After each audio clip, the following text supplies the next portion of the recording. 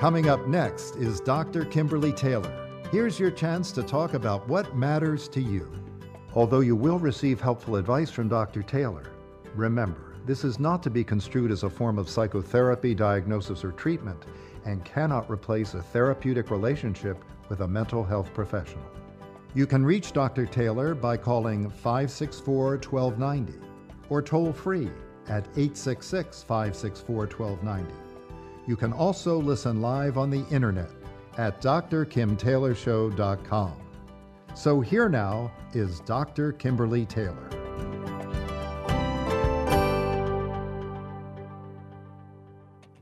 So here we are. We're into the first week of December. And oh, it's that time of year again. The invitations, they're being sent out. Relatives are arriving.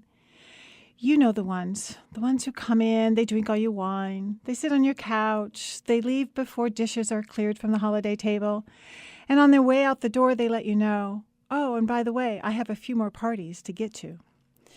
Yes, welcome to the happy holiday season, the time of year we focus on creating holiday magic, where we look forward to the delight in our children's faces as they open up their presents. Maybe the planning, the shopping, the decorating and cooking for holiday parties, reuniting with family and friends, and even taking a few days off to enjoy some vacation time because Lord knows you're probably going to need it. Do you know, it's supposed to be the happiest season of the year, right? So why aren't we happier during the holidays? What gives? With our focus on holiday fun, we can often overlook the toll that making and creating the holiday festivities can take on us. First, when you have an image of what that perfect Christmas should look like, you can't help but feel disappointed sometimes when yours doesn't measure up. And then add on top of that the emotional baggage that families can bring, and Christmas time can turn into a mixed bag of what you hoped it to be and what it never quite turns out to be. It's true that the holidays can be very stressful, but you know what? They can also be magical and rewarding. The truth is, it is our expectations and how we think about it that can turn the holidays either into the most stressful time of the year or into that magical holiday. Our thoughts and expectations can create either one, can't they? So, is there a solution? Well, the easy answer is yes, but you have to put in some work and be willing to change your perspective to get there. It's funny how we can get caught up in the same thing year after year, thinking that we can't change it because we don't want to say no, and maybe we don't want to disappoint others. But in order to make the time as stress-free as possible, we have to lower our expectations and to eliminate the parts of the holiday that leave us emotionally overextended and exhausted. And here's the truth. When we do spend more time connecting with our friends and family, instead of buying too many gifts, our happiness might even begin to look a lot like the Christmas of our dreams. So be honest. Ask yourself, what kind of holiday would you really like to have? Then what would you need to add or maybe even eliminate in order to make that happen? And then here's the hard part. This is where the work comes in. What do you need to put into action to create the holiday you want? You have to really be willing to take responsibility to change things up and make them work for you instead of against you. So try it. Sometimes we're so tuned in to meeting everyone else's expectations, we hardly take time to consider what we truly want.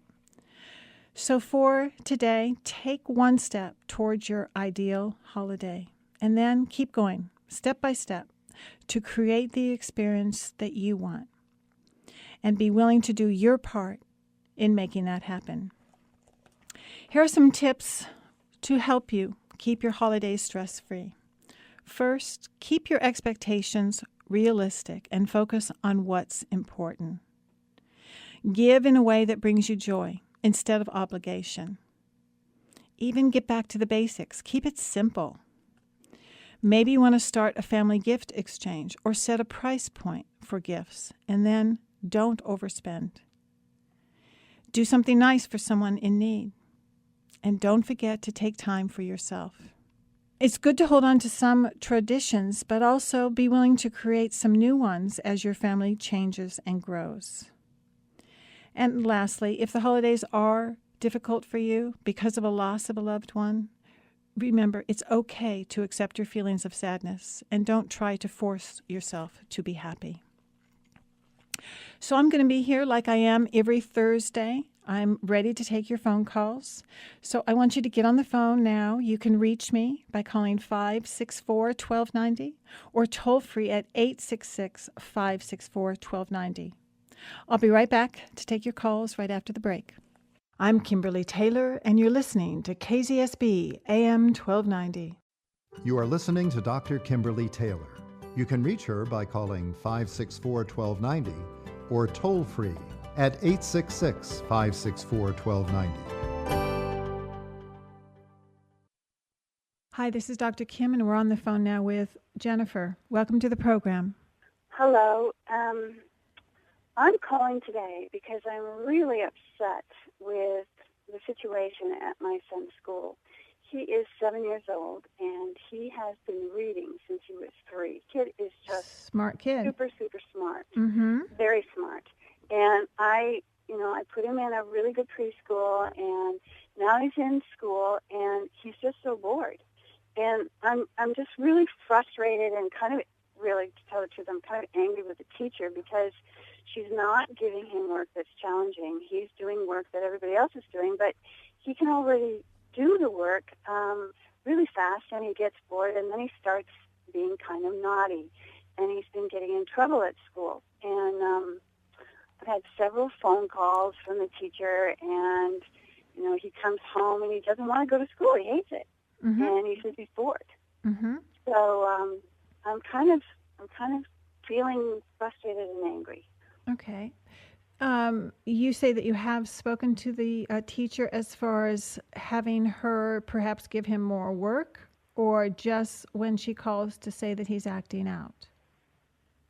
Well, when she called the first time, I listened and I said yes, and I asked questions, and then I asked my son, and so I listened to both sides. And then the next time it happened, she just told me that he was very disruptive in the class, and other people were trying to do the work. And I asked her, well, is he not doing his work? And she said, well, yeah, he does it, but he's done really fast. And I said, so what are you going to do about that? I mean, do you expect him just to sit there and have nothing to do and twiddle his thumbs and be perfect?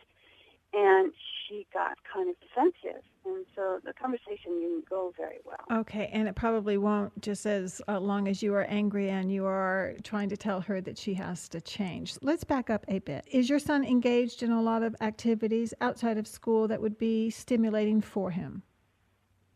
Oh, yes. We have him in chess club. He's taking karate. He has piano lessons. Okay. He has lots of things to do. Okay, so it is just at school that he is feeling this. There is one thing that you can do. You can go to his teacher, and perhaps this is something that you could even help within the classroom. I'm not sure whether the school has that or whether you can be a part of this. But what I would say is that you might suggest to her that she use him as a aid to help the other students who are not learning as quickly or not getting their work done, because he could probably fulfill that role if he gets his work done really quickly, and it would make him feel productive and like he was doing something to help others. Okay. In other words, like a teacher's helper, but wouldn't that kind of set him up to be like teacher's pet? No, because I'm sure that he's not the only one in class who gets his work done sooner than the others. There are always going to be those that get through really quickly, as opposed to those who might struggle. And perhaps this teacher could use some of these students as helpers to the others, because it's been found that when students learn by other students, they learn faster, and students who teach what they know even learn better what they already know. Okay, so I don't even know if the school has like a parent volunteer program. Mm-hmm. Well, I missed it I missed, like the teacher open house thing, whatever. I was busy that night. Okay, So so I this is, guess I could call. yes, call, because it is going to take some parent involvement, and I'm glad to hear that you have him in some of these things outside of school so his brain can be stimulated there. But you're going to have to find a way for him to be able to be within a classroom. You can see if that works. If not, you can certainly see what other steps might be taken. Is he somebody that's going to skip a grade? Is that going to work for him? I would first talk to the teacher, and I would first be a parent who is trying to be helpful, that wants to, help not just the teacher in the classroom, but her own son, to try and make it better. Don't go in there and attack her or tell her that she's not doing a good job. See what else she has that she can come up with to help your son be a part of that classroom. So there's three parts to this, in that the parents, the teachers, and the child have a part. The parents need to be able to engage the child outside of school so that they're making sure that he is or she is remaining active and getting challenged. Talking to the teacher and asking her or him what can be done within the classroom so that you help the child to either have special projects and or to keep working at that level so that they are engaged throughout the day. And then the third part of this is with the child. They have to learn that there are consequences for bad behavior. They do have to behave, that even if they are bored, they are going to have to find a way to entertain themselves or ask for help or engage in new projects, because they cannot disrupt the rest of the classroom for the others in there who are needing the time to learn and study. Okay. All right. I'll try those ideas. And if they don't work, I'm calling you back. Okay. Sounds good to me. Take care. Okay. All right. Bye-bye. Bye-bye. I'm Kimberly Taylor, and you're listening to KZSB AM 1290. This is Kim Taylor, and we're on the phone now with Lori. Hi, Lori. Hi, Dr. Taylor. How are you? I'm fine. What's on your mind today? Well, I've been on Match.com, and I'm just a little disillusioned again with, with some of the stories that I've been hearing, and just wondering if I should, check out some other sites or some other, activity sites, or do something else to try to meet some people. Okay, because what is the main thing that you're finding by being on this dating site? I mainly find that people really are not available. And even though I'm like a very upfront person, and I'll upfront say, I'm available, I don't mind if obviously someone's dating several people. That's the whole point of Match.com, is to get to know people and say whether they're right or not. But to find, I'd say 9 times out of 10, someone's really involved. They're either living with someone, or I think it's like they're playing the field and they have someone, but they're always looking for someone better. So it feels like they're not being very honest and upfront. No. Okay. No, exactly. Okay. And why are you on the site now? Because even though I really, travel a lot with my job, and I'm in the public quite a bit because I'm in the medical industry, in sales, I find that it's still difficult to meet people. And part of it is I'm really not a person to hang out at bars. I do go out with my girlfriends to dinner, and I'm not, I'm in my 50s. I'm not into the club scene. I do work in Manhattan part of the time, but I find Manhattan is the most difficult place to meet people. What do you think is going on? Don't know. I don't know if it's my age, that maybe people just aren't available at this age, or men in their 50s want women in their 30s, and I don't know. It's perplexing to me. Do you feel like you are too much, or that you threaten them in some way? I dated a surgeon once who said to me, the thing that's intimidating about you isn't that you're tall and, pretty and in sports. It's that you're so successful as a businesswoman. And I'm like, well, why would that intimidate you? You're making more money than I am. But I find that it seems like a lot of very successful men, they don't want, maybe they feel they're going to compete with a woman who's successful. I would think they'd say, finally, a woman who doesn't need me for my money, but wants me for me. Most of why people pick is because they like how they feel with that person. Mm-hmm. That it isn't a competition. It isn't trying to win them over. It's that they really feel good about themselves in that person's presence. And so that's who people end up choosing. What I would say is that the good news is that you just need one. Exactly. I think you have to go back to what we all used to do, is that you do have to think about where the men are and to put yourself in some of those spots so that you can meet them, because that's really what it takes. I joined a gun. I do shooting, like sporting clays, and I thought, well, at least I'd meet a Republican man at a gun club. That's a pretty good bet. But you actually have to be willing to go through the numbers Exactly. to find the one. And this is what it takes. And Mm-hmm. as long as you are still holding true to your principles, and that you're not doing something just to please them, that you are holding out, and that you are making sure that this is a person who is trustworthy and available, I think that's the most that you probably can do. You're right. All right, so I'm not going to be totally discouraged. I think I will hang in there. All right, well, I'll give it a little bit, I'll give this several more months, and I appreciate your time, and thank you very much. Okay, thank you for calling. Okay, bye. Bye-bye. If you want to date online successfully, here are a few tips. First, make sure that you're ready. If you've just gone through a divorce, that you may want to wait a bit just to give yourself plenty of time to heal. The second point would be, make sure the dating site is right for you. Go through the dating site, see which one actually works for you and is the best match so far in people that might also subscribe to that same site. The third thing is, find out what you want. Make sure that you're listing for yourself qualities that you consider important in finding in a partner.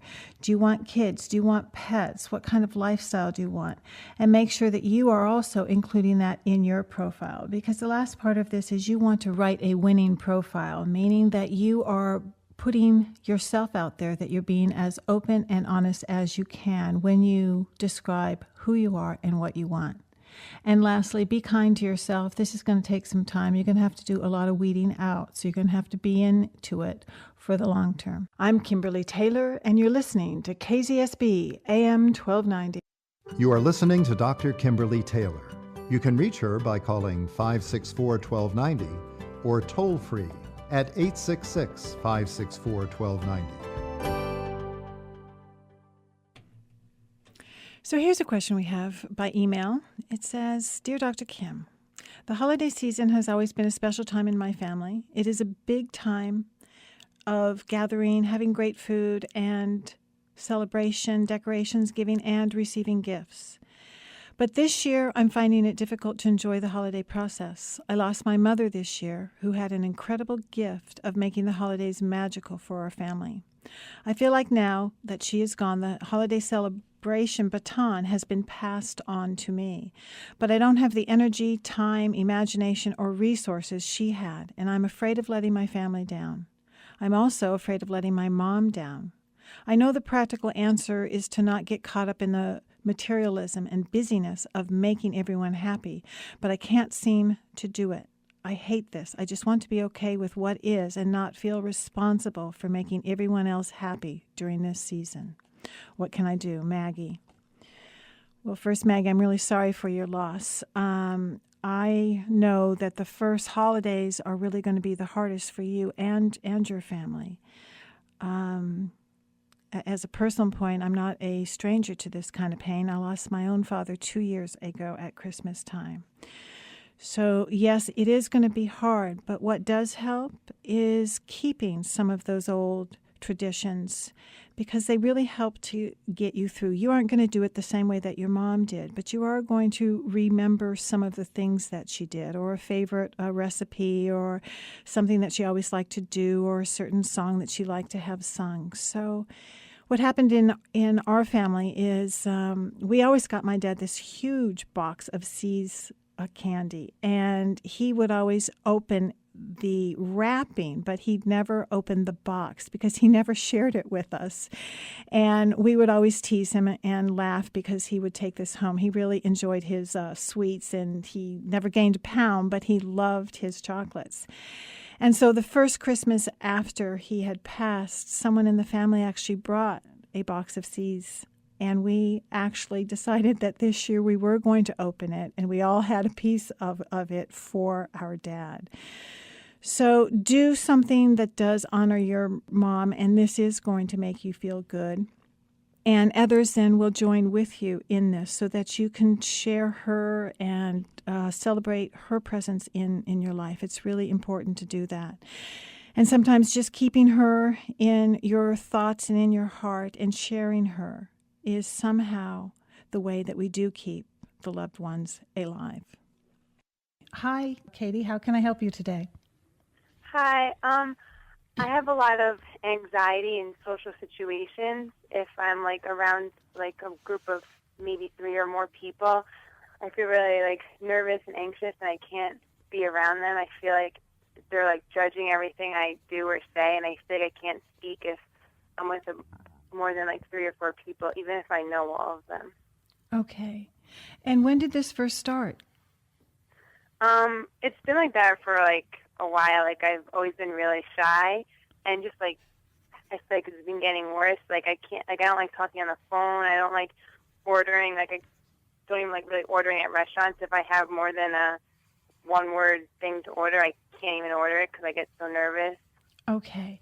And what are the thoughts you have when you think about ordering or being on the phone? What is that little voice in your head saying to you?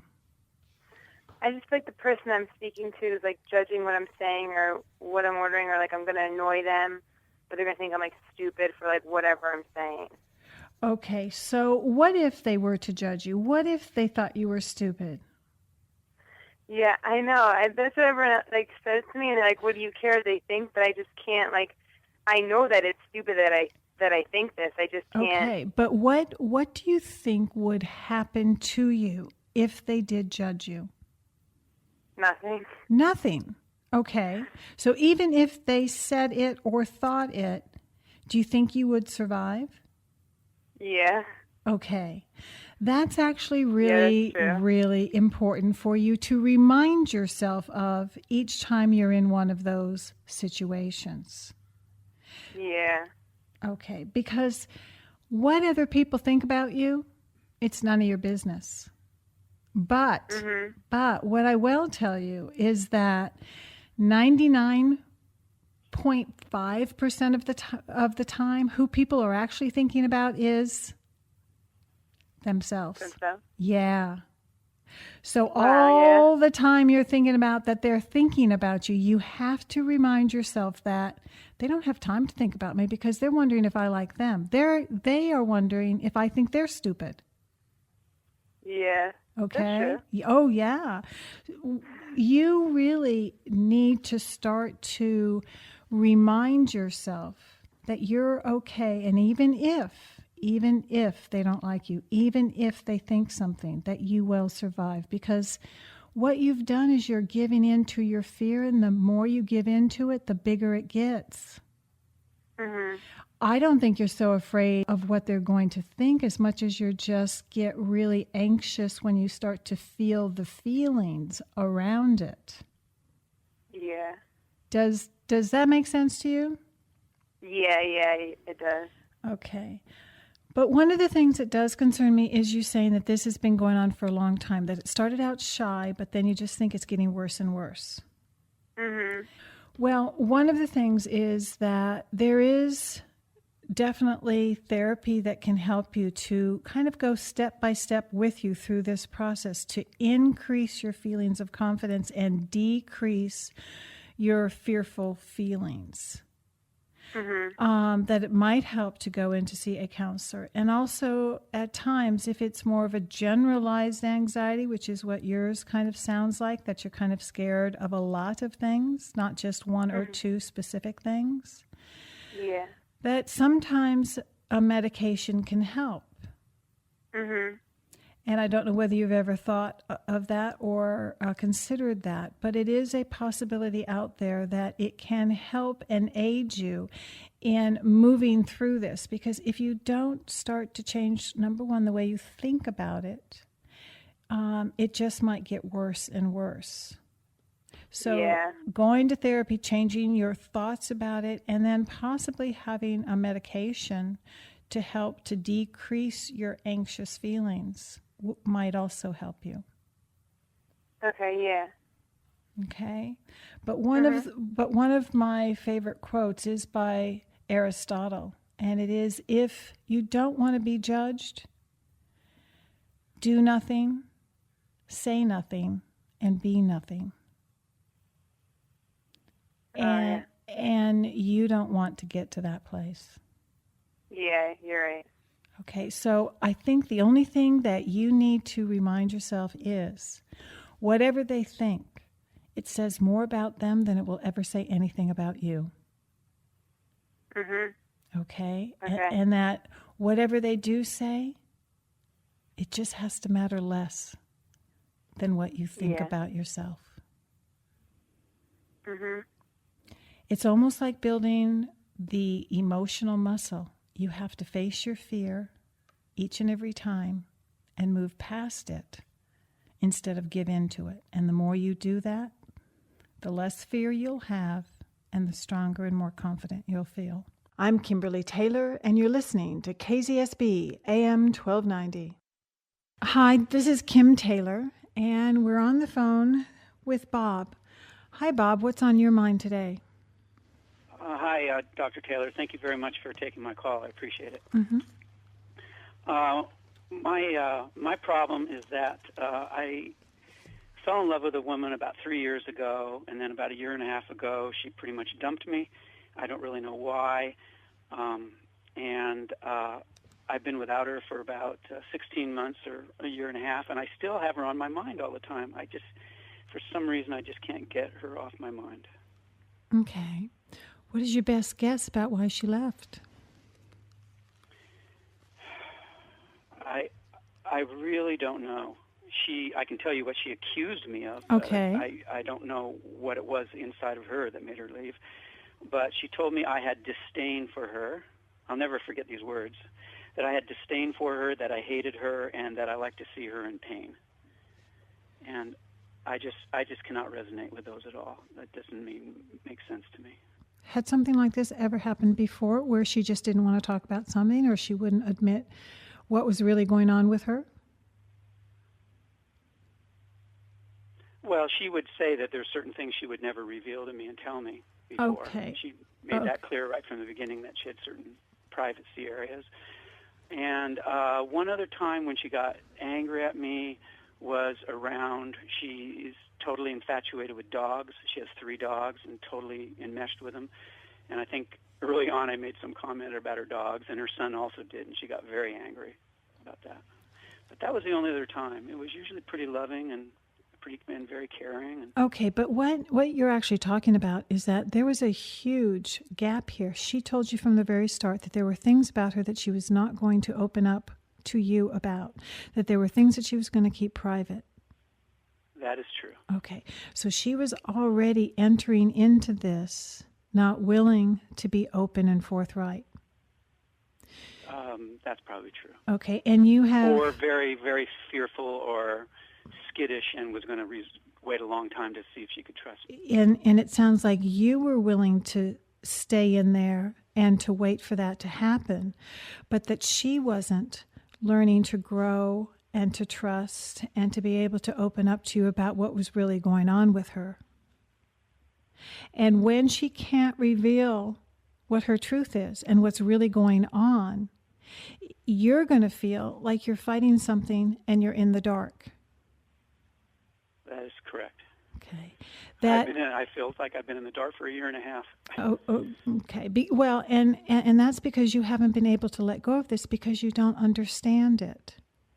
You went into this wanting an open relationship with her, of being able to talk about things, to share things, that if something upset you, you could share it, and you wanted, if something upset her, that you'd be willing to hear that and to work with that.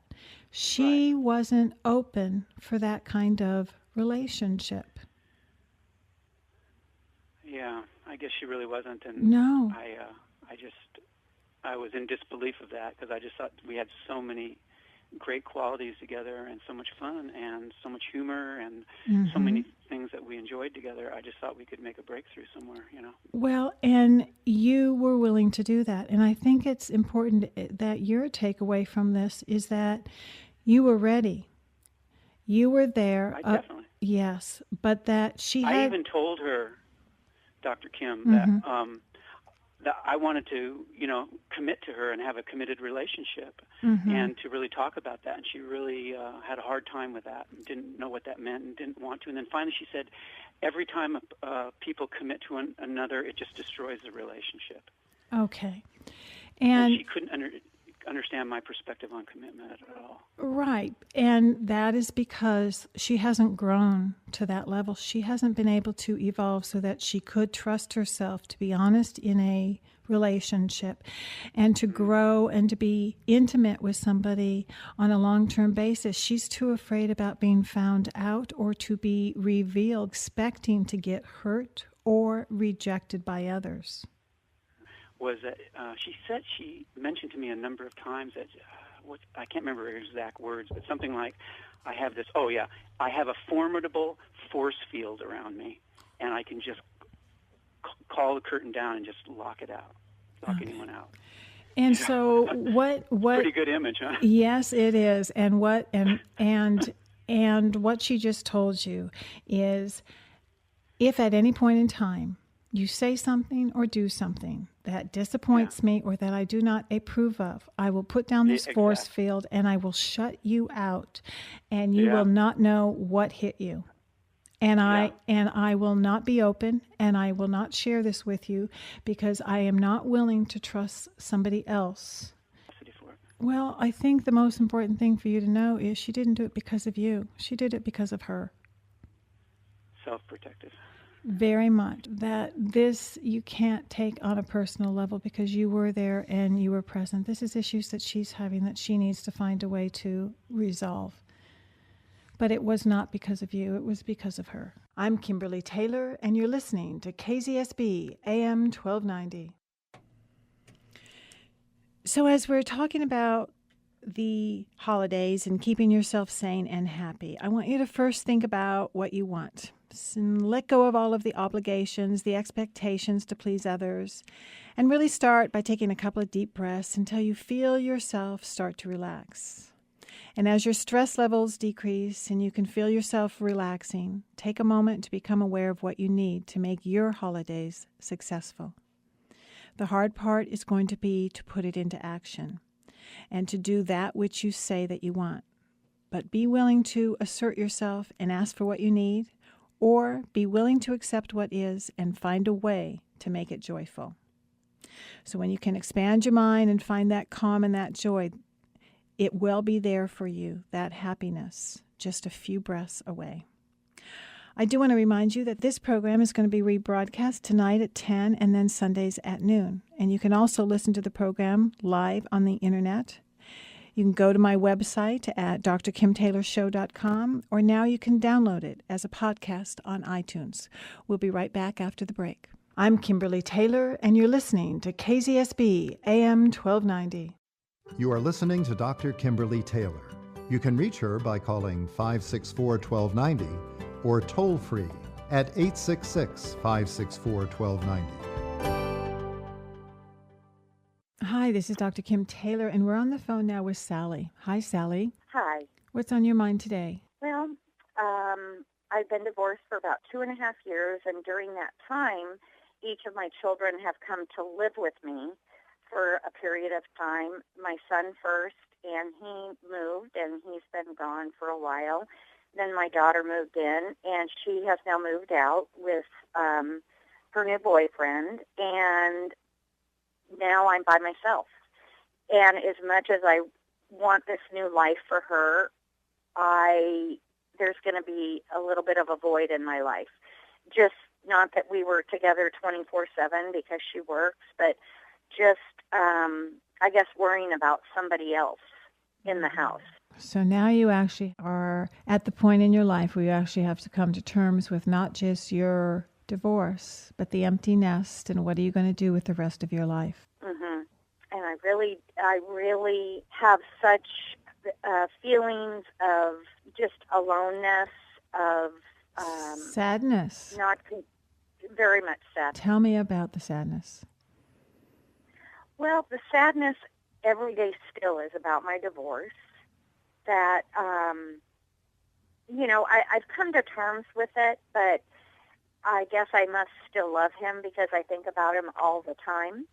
And just, it's not wanting another man in my life, but wanting to make the life that I have count, and to really live because I don't live. Mm-hmm. I mean, of course, I'm alive and breathing, but I am not living my life.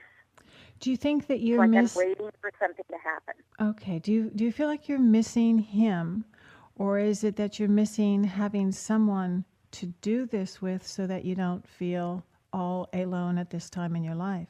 I think it's probably a little of both. But he has moved on? Yes.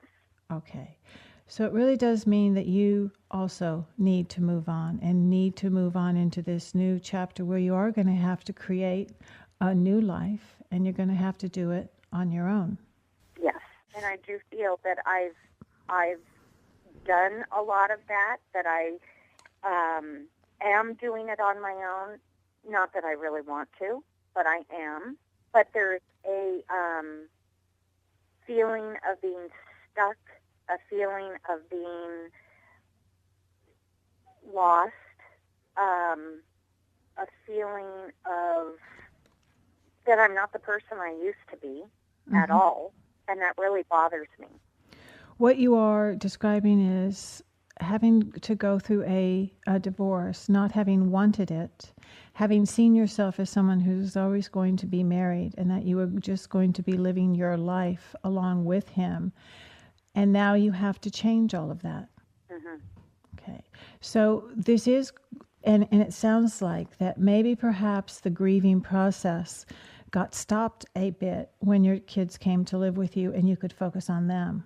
But now you have to go through the rest of that grieving process, which is mourning and letting go of something that was and something that you hoped for, dealing with the reality of what is, and then allowing yourself to then shift into the stage of then being able to recreate a new life and pick up a life that will work for you now, different than the one you thought you were going to have. Yes, but I don't know what it is. And I just don't know. I guess I don't know who I am. In a way I do, and in many ways I don't. I've lost the part of me that just had such a caring for others, and I just feel like I just really don't give a damn about anything. I think that's part of the work of going through this sadness, is that things have lost their flavor, their color, their passion, their light, because you are in mourning. You will find it again if you keep moving forward. Most likely it may come in very unexpected places, but there will be a time that will come when you'll start to care again, because you will invest back into your life and you will start to head in directions that are going to be right for you, that you're just going to follow what feels right, what is fun to you or exciting to you, and you will find it. But you first have to walk through this portion that feels really sad. What you want, I think, is right on the other side of all of this. If you accept and let yourself feel sad and go through the mourning to be able to figure out what you need to do next. But how do you figure out what you need to do? Well, how about you start to make a list of who you are? What are your likes? What are your dislikes? And to start to collect things, whether there's pictures or slogans or quotes or people that just inspire you, that get you excited, things that you didn't know that you really liked, things that you didn't know you didn't like, but that you start to gather this all together as a way to figure out who you are, what makes you you, separate from everybody else. And through that, you begin to start to get a sense of yourself, because all of our passion and all of our dreams come through that. We find what we are supposed to be doing by first noticing what it is that makes us tick, what it is that makes us excited, what it is that makes us want to get up in the morning. And sometimes it doesn't have to be one big, huge thing. It can be a lot of small things that you just start to gather as a way to do the exercise of getting back in touch with who Sally is, separate now from a husband and separate now from the kids who have gone off to live their own life. By trying to remain that person who did always care, who was full of love, who was there to give. And even though she got disappointed and discouraged along the way, your job is to still reach for that person that you know that you are. What do you feel when I say that? Still lost? Scared. Yeah. Confused. Mm-hmm. It's work. It is work. It is work. And I can see how you could be confused because you were always in a marriage. You always had somebody to throw things against and to get their input. You had the kids and you could focus on that. It's just that this time in your life is here now and you have to bring some meaning and purpose to it. Find something that you can give to as a way to re-find yourself and the passion that you have for life. Thank you. Okay. Thanks for calling. I'm Kimberly Taylor, and you're listening to KZSB AM 1290. I want to remind you that if you couldn't call in or didn't get in, that there is a chance for you to reach me this coming Sunday when I will be taking your phone calls.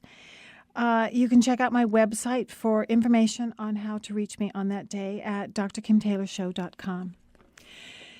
I want to take a moment to recommend a book to you, and it really goes along with what we are talking about with finding ways to de-stress and to really simplify your life.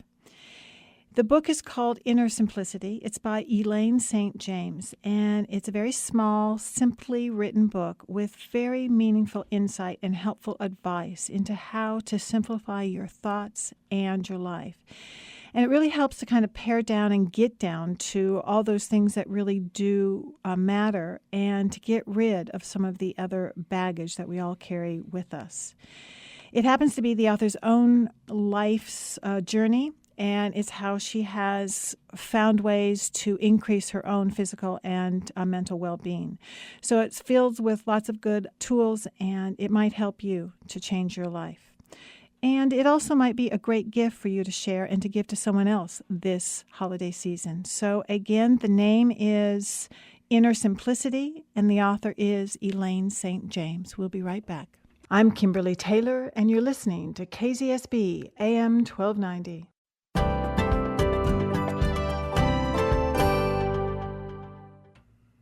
So thank you very much for joining me. As you go through your week, don't let the holidays become something that you dread. What I want you to do is to take some steps now to prevent the stress, the chaos that can come about during this time of year. And a good start is to recognize your own holiday triggers. You actually know the ones that get you every single year, such as maybe trying to make everything perfect and pleasing everyone. Or maybe it's the financial pressures to overspend, and maybe it's the mooching relatives who come and never contribute or appreciate your hard work. But whatever it is, do be aware of what sets you off so that you can change them before the holidays arrive. So keep your holiday expectations rational, and you really should remember that stuff happens, so just go with the flow. Don't stress out. You're going to be a lot happier if you don't make it crazy for yourself. You can limit your parties, your commitments, leave some time for yourself. Don't forget to eat well. Go and take a walk or exercise too, because that helps to just combat the daily stress that we all have. And don't forget to enjoy your family and friends and spend time with those you love. And don't make the holidays about trying to change others or to settle past grievances. So with a little bit of planning, you can find some peace and joy and to have some positive thinking during the holiday season. If you have a suggestion for the show or topics that you would like to have covered, just send me an email because I welcome your comments. You can email me at drkim@drkimtaylorshow.com. And also, there are several ways now that you can tune in to the Dr. Kim Taylor Show. Of course, you can listen here at KZSB 1290 every Thursday at 2 o'clock. Or you can listen to the program live on the internet by going to my website.